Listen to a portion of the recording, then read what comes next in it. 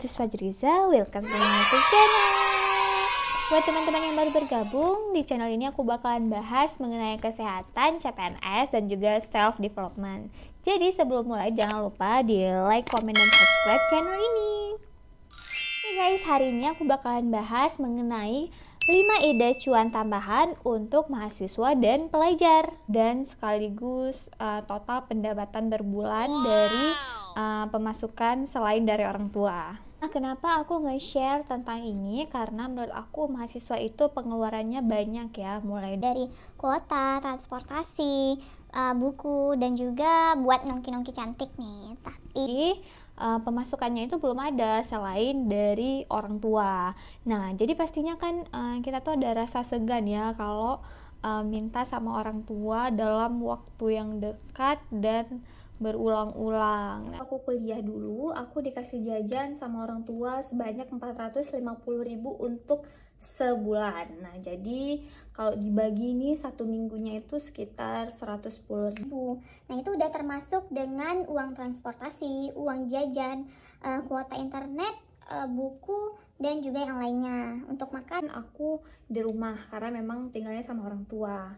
Nah, jadi aku tuh dulu harus super hemat supaya 450.000 itu bisa mengcover segala kebutuhan aku di satu bulan. Aku berinisiatif untuk mencari kegiatan yang bisa menambah pemasukan selama itu tidak mengganggu kuliah. Nah, jadi alhamdulillah uang jajan cukup, tabungan ada, kuliahnya tepat waktu, dan juga kumlot, alhamdulillah. Jadi ini dia 5 ide pemasukan tambahan untuk mahasiswa dan pelajar. Yang pertama, ikut lomba. Nah, jadi dari SMP sampai SMA aku tuh udah suka nih ngikut berbagai lomba yang diadakan di sekolah maupun di luar sekolah. Nah, jadi aku tuh pernah ikut lomba hitung cepat, olimpiade kimia, terus ada lomba MTQ atau musabaqah tilawatil Quran, cabang fahmil Quran. Aku juga pernah ikut lomba duta anak, terus ada juga lomba baca kitab kuning, sampai lomba pramuka. Nah, jadi semua kegiatan lomba itu pasti aku ikutin, walaupun ada yang menang dan juga ada yang kalah, tapi ya suka aja gitu ikutin lomba sampai keterusan nih ke zaman kuliah. Nah, jadi waktu zaman kuliah aku tuh pernah ikut lomba duta, kemudian ada lomba karya tulis ilmiah, lomba esai ilmiah, lomba debat, sampai ke Mawapres. Dari berbagai lomba yang udah aku ikutin, pendapatan yang bisa aku hasilkan dari mengikuti lomba itu berkisar dari 1 juta sampai dengan 10 juta. Itu kan udah lumayan kali lah penghasilan itu untuk mahasiswa. Bisa untuk aku tabung, bisa untuk jalan-jalan, dan juga biasa untuk aku beli buku-buku baru. Menurut aku yang penting dalam suatu perlombaan itu adalah prosesnya. Nah, jadi bagaimana kita bisa mengembangkan diri kita melalui proses kegiatan tersebut. Jadi kalaupun menang itu adalah bonus buat kita. Ya, kalau kalah pun kita at least nih udah dapat pengalaman baru, dapat teman-teman baru, dan juga kita bisa lebih termotivasi untuk lebih baik di lomba berikutnya. Nah, jadi buat adik-adik sekalian yang masih kuliah, jangan takut untuk ikut lomba apapun itu. Ya, selama lomba itu bisa memberikan feedback yang baik untuk kita. Yang kedua, beasiswa. Nah, jadi dulu aku tuh alhamdulillah mendapatkan beasiswa dari dalam kampus dan juga luar kampus. Untuk beasiswa di dalam kampus, aku tuh pernah dapat beasiswa PPA atau beasiswa prestasi akademik. Yang mana di beasiswa PPA ini untuk satu semesternya diberikan sebanyak Rp600.000. Nah, jadi kalau ditotalin sebanyak 2 tahun itu ada Rp2.400.000. Dan untuk beasiswa di luar kampus, aku tuh ada ikut beasiswa Excel Future Leaders. Nah, program Excel Future Leaders ini adalah suatu program CSR dari Excel Axiata yang dikhususkan untuk mahasiswa di seluruh Indonesia. Nah, jadi kita bakalan dikasih pelatihan tentang kepemimpinan, tentang public speaking, networking, self-improvement, dan juga yang lainnya. Nah, peserta Excel Future Leaders ini tidak hanya difasilitasi tentang pengembangan diri saja, akan tetapi juga diberikan pulsa nih sebanyak 200.000 sebulan, kemudian diberikan laptop, dan juga waktu itu aku kegiatan pelatihannya itu di Medan ya, sedangkan aku di Aceh. Jadi kan untuk pulang pergi Medan Banda Aceh, naik pesawat dan juga penginapan itu dibiayai oleh Excel Axiata. Nah, jadi bayangin aku selama 2 tahun program Excel Future Leaders ini aku nggak pernah beli pulsa, terus udah ada laptop. Jadi guys, banyak kali beasiswa yang ditawarkan untuk para pelajar dan juga mahasiswa. Nah, yang harus kita lakukan adalah tetap research dan juga update informasi terkait dengan beasiswa, baik itu dari segi online, dari segi offline. Dari segi offline itu bisa dengan kita tanya dari pihak kampus dan juga dari teman-teman ataupun kakak letting yang mendapatkan beasiswa tersebut. Nah, satu lagi nih, jangan pernah pesimis. Ya, mungkin kalau kita lihat orang lain itu lebih keren, orang-orang yang ikut beasiswa itu saingannya tuh keren-keren. Jangan pernah pesimis. Karena yang harus kita taklukkan adalah diri kita sendiri. Saingan kita itu adalah diri kita sendiri. Jadi kita itu harus berjuang melawan diri kita sendiri. Berikan yang terbaik, usaha, dan juga berdoa.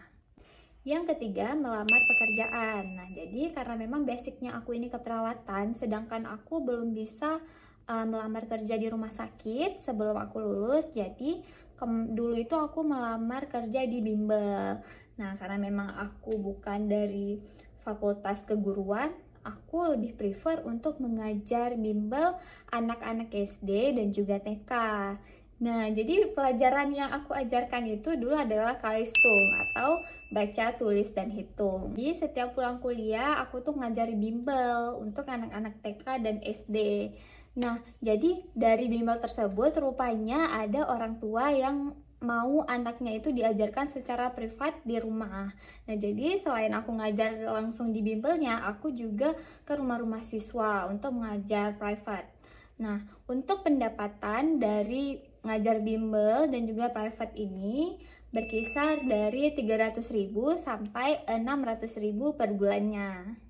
Yang keempat adalah jualan. Nah, jadi di tahun 2020 itu kan masih tinggi-tingginya kasus COVID-19. Nah, jadi aku mulai berinisiatif untuk menambah penghasilan aku dengan menjual masker medis dan masker non medis. Jadi aku buat packagingnya secantik dan sekreatif mungkin. Nah, jadi maskernya itu bisa dipakai untuk sehari-hari dan juga bisa dijadikan hadiah untuk orang lain.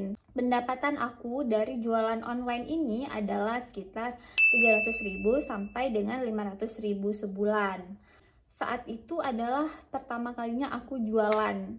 Karena sebelum-sebelumnya aku memikir kalau aku tuh nggak ada bakat untuk jualan. Dan juga aku tuh kayak sedih gitu kalau misalnya nggak ada yang beli barang yang aku jual. Jadi aku nggak pernah mulai.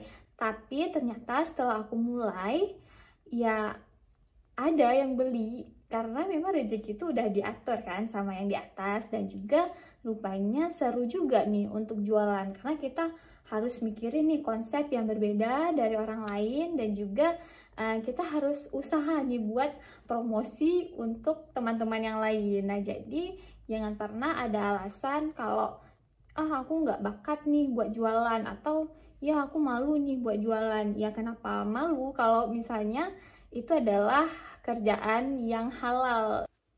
Yang kelima adalah jualan jasa. Nah, kalau misalnya sebelumnya itu adalah jualan barang, yang sekarang adalah jualan jasa. Nah, di tahun 2020 nih, waktu aku koas di semester terakhir itu kan lagi COVID ya. Jadi kami itu koasnya online. Nah, Di waktu tersebut aku memanfaatkan situasi tersebut untuk menambah penghasilan tambahan.